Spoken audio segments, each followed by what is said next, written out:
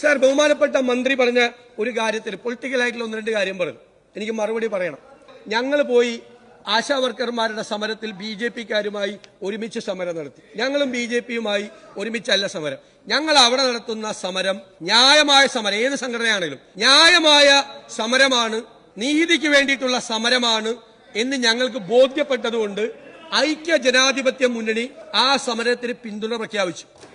Sir, അതിന് BJP-യോ മറ്റാരെങ്കിലും പിന്തുണ പ്രഖ്യാപിച്ചിട്ടുണ്ടെങ്കിൽ ഞങ്ങൾക്കത് ബാധകമല്ല. എന്റെ കയ്യിലൊരു പടമുണ്ട്.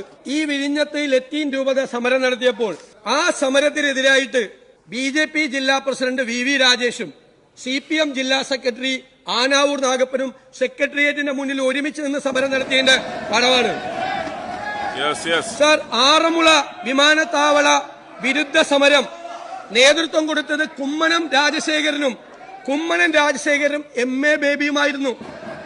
സാർ, പാലക്കാട് പാതിരാ നാടകം നടത്തിയപ്പോൾ സമരം ചെയ്തത് AA റഹീം DYFI നേതാവ് VV രാജേഷുമായിരുന്നു. ഞങ്ങളെ കൊണ്ട് പറയിപ്പിക്കല്ലേ. Yes, please conclude. സാർ,